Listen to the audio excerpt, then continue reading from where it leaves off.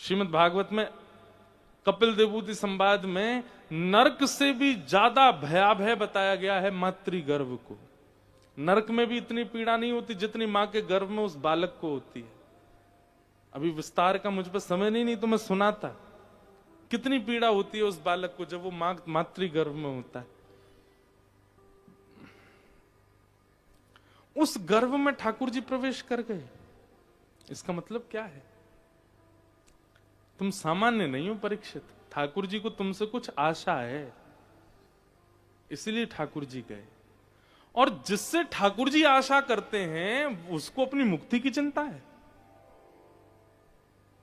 मुक्ति की चिंता तो उनको होनी चाहिए जिनके जीवन में ना कभी भजन आया, ना कभी भगवत कथा आई, ना कभी वैष्णव आए, ना कभी संत आए, दूर दूर तक भगवत भावों से जो दूर है। चिंता तो उनको होनी चाहिए, तुम चिंता क्यों कर रहे हो? राजा परीक्षित बोले तो फिर 7 दिन में मेरी मृत्यु होगी, मुझे चिंता क्या करनी चाहिए फिर? बोले गर्भ में आकर के भगवान ने तुम्हारी रक्षा की, क्या तुमने उनको देखा था? बोले गर्भ के बालक को क्या याद रहता है, मुझे तो कुछ। बोले ये चिंता तुमको होनी चाहिए कि ठाकुर जी मेरे इतने समीप थे, मैं फिर भी उनको नहीं देख पाया। मेरे लिए गर्भ में आए थे, मैं फिर भी उनको नहीं देख पाया।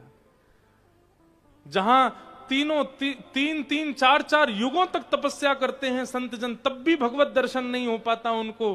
तुम्हारी तो मातृगर्भ में आए थे ठाकुर जी। तुमको चिंता ये होनी चाहिए कि इतनी पास आकर के भी चले गए, मुझे दिखे नहीं, मुझे याद नहीं उनके नेत्र कैसे, उनके हाथ कैसे, उनकी मुस्कान कैसी। ये चिंता तुमको होनी चाहिए।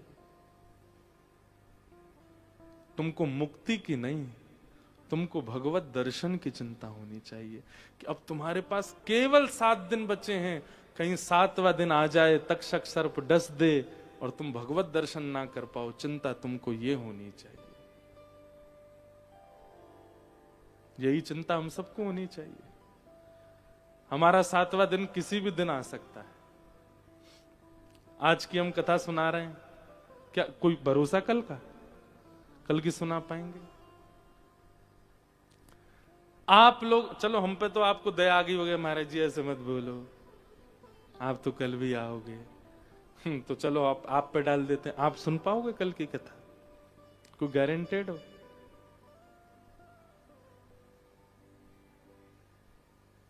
क्या भरोसा है इस जिंदगी का, साथ देती नहीं ये किसी का। कब प्राण निकल जाए, हमारा अंतिम दिन कब आ जाए।